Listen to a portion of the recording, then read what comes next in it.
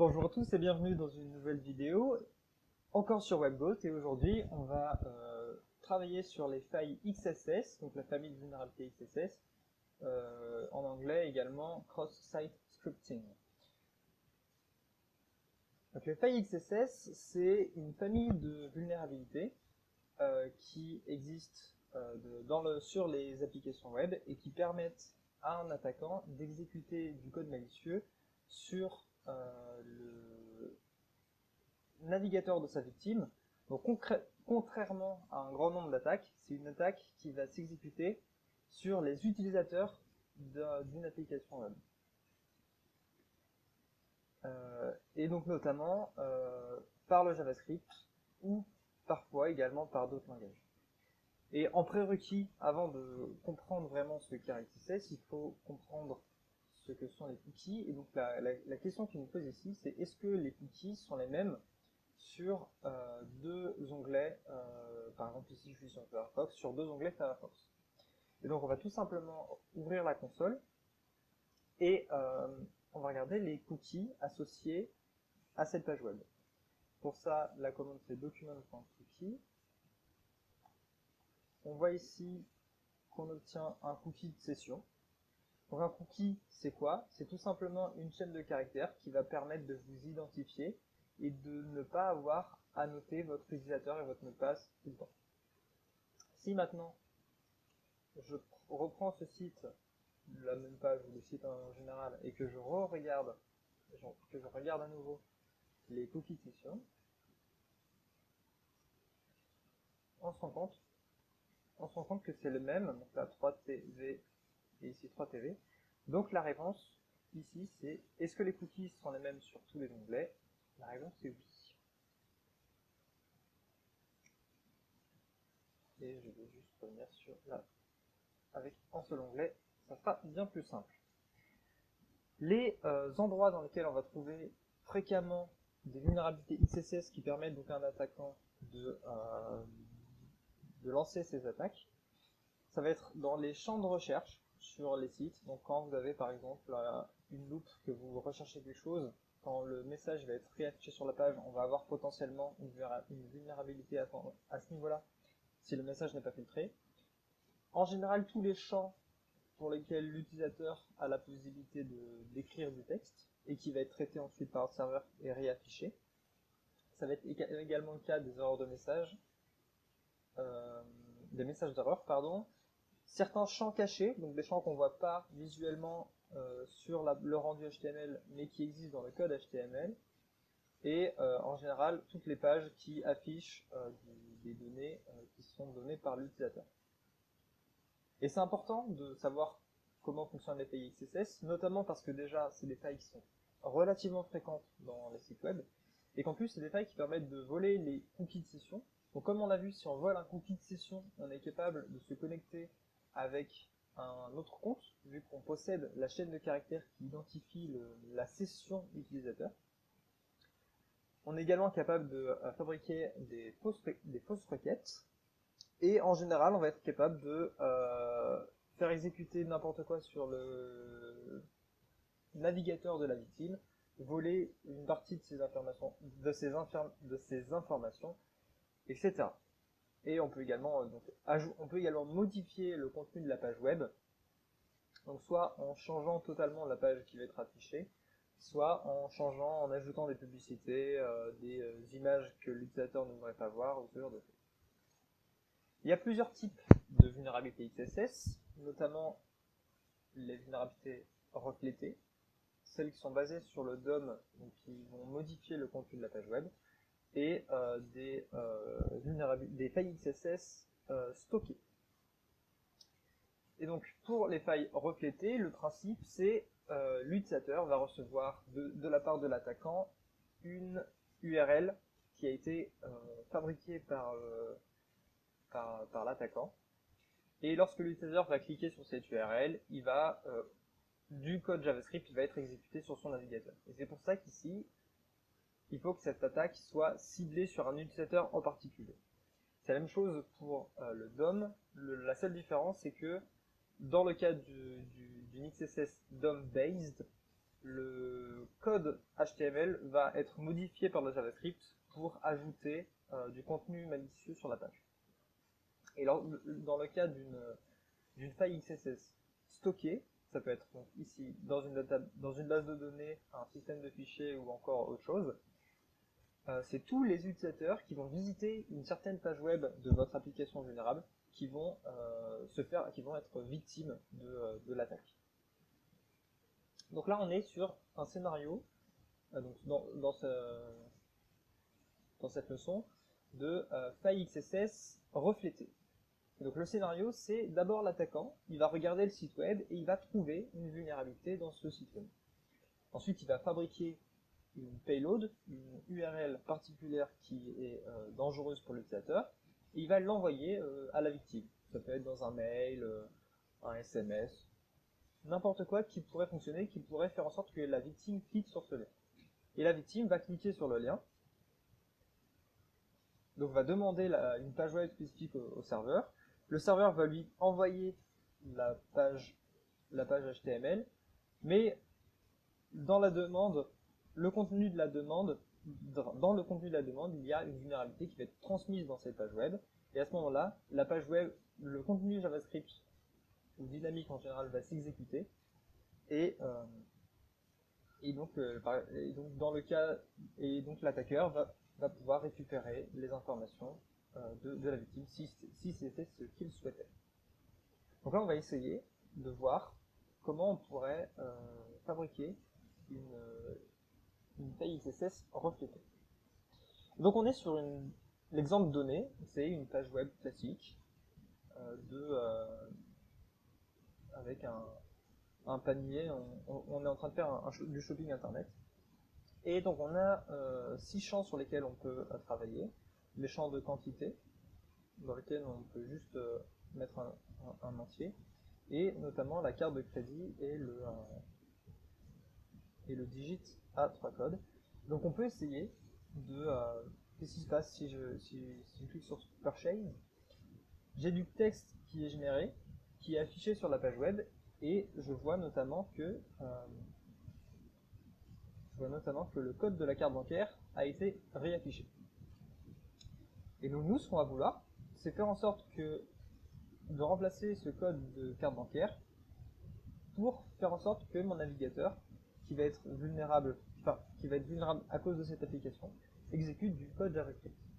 Donc pour ça, si j'écris n'importe quoi ici, lorsque je fais Purchase, il est écrit directement et on a zéro sécurité, le contenu n'est pas vérifié. Donc on va pouvoir exécuter un peu ce qu'on veut, et nous, ce qu'on va souhaiter, c'est pouvoir exécuter du code JavaScript, et pour exécuter du code JavaScript, il faut qu'il soit dans des balises script. Donc on va fabriquer nos balises script, parce qu'il n'y en a pas directement dans la page web.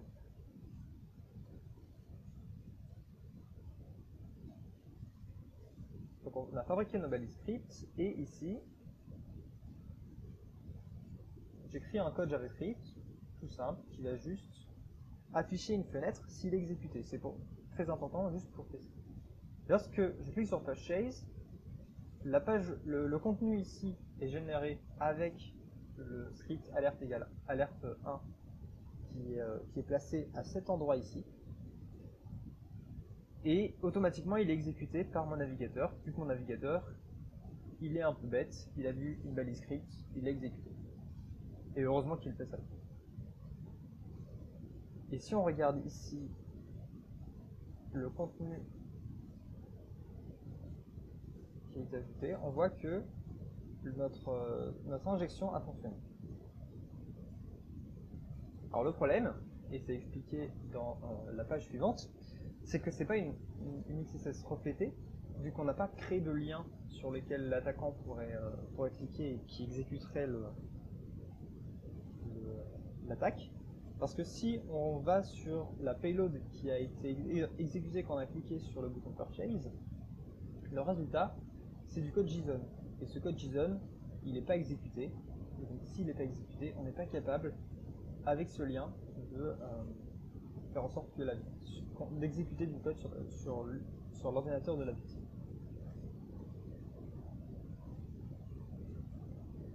Et donc là, on a encore un rappel de tout ce qui va se passer dans le cas d'une attaque reflétée.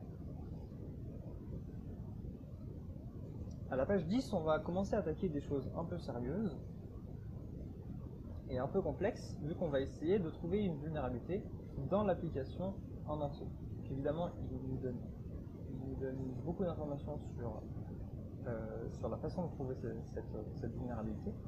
Il nous explique donc qu'il y a une vulnérabilité et que notre objectif c'est de trouver une route pour exploiter cette vulnérabilité. Et il nous explique auparavant que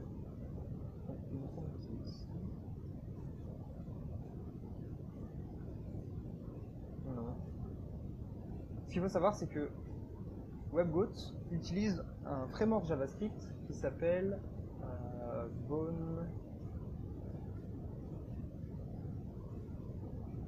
Backbone. Et Backbone va utiliser un système de route pour effectuer les actions. Donc tout ça, c'est entièrement en JavaScript. Et donc il nous demande de trouver la route vulnérable à une attaque XSS, tout simplement. Et ils nous disent qu'il faut aller voir dans le code source JavaScript directement. Donc là, on est sur le code source HTML. Je vais cliquer sur Debugger pour accéder au code source JavaScript. Donc, si je déroule ici le menu, je vois que pour mon application, donc on a une organisation MVC classique avec le modèle View et Controller. Et nous, ce qu'on va souhaiter, c'est récupérer des informations sur la façon dont les routes sont gérées, parce que on veut trouver une clé ici, à la place de lesson, qui va nous permettre d'exécuter, qui va nous permettre de trouver une commande supplémentaire. Et donc pour ça, on va pouvoir aller dans GoatRouter, qui est le fichier principal pour gérer les routes. Et on voit que les routes sont définies ici. Donc on a la route welcome qui affiche la welcome route, lesson.name qui est exécuté ici. Donc on a lesson et ensuite on a le nom de la leçon. C'est plutôt lesson.name.pagename qui est exécuté ici. Et nous, il fallait trouver une route de test. Et donc on a là, la route c'est test / et un nom de paramètre. Donc il nous explique aussi que le format de la leçon c'est start.mvc dièse et le paramètre, qui était ici paramètre leçon. On va juste copier ici et je remplace par test. Donc maintenant qu'on a trouvé cette vulnérabilité, l'objectif ça va être de l'exploiter. Et pour montrer qu'on a réussi à exploiter, il va falloir qu'on fasse exécuter cette fonction en cliquant sur un lien ou en créant une action dans un nouvel onglet. Donc pour ça, on va tester la commande qu'on a vue tout à l'heure. Donc la commande, elle s'appelait test et elle prenait ici un paramètre. Et donc on va voir, si j'écris param par exemple, qu'est-ce qui se passe? On a tout simplement une page web sur laquelle le contenu est affiché directement. Si ici j'affiche autre chose, par exemple notre balise script,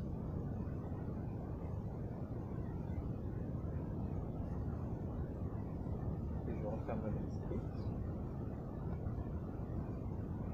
étrangement il ne se passe rien. Et il ne se passe rien parce qu'on travaille ici sur des URL et que le slash c'est un caractère particulier pour les URL et donc il est mal interprété. Heureusement pour nous, en HTML, automatiquement l'HTML va fermer les balises quand il le peut. Donc si on fait ça, si on appuie sur Entrée pour demander cette page web, on a bien donc notre contenu ici qui a été exécuté.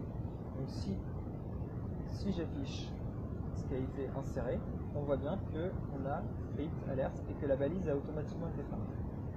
Donc maintenant qu'on est capable d'exécuter du JavaScript, donc là on a exécuté la fonction alerte par exemple, on va exécuter à la place cette fonction pour voir. Et donc si on va sur la console, donc c'est pas une fonction qui affiche du contenu ici, mais on voit que dans la console, on a une réponse. C'est un numéro, c'est l'objet du message, et normalement c'est la réponse. Et on va s'arrêter là. Donc on a vu les bases de l'XSS. Rien de très intéressant pour l'instant, on ne l'a pas vraiment utilisé. On pourra le faire ça dans un futur épisode. Et je vous laisse faire la page 12, si vous voulez, qui consiste simplement à répondre aux questions pour savoir si vous avez bien compris le contenu des différentes fonctions. Et c'est fini pour aujourd'hui. Et n'oubliez pas, l'informatique, c'est l'infolie.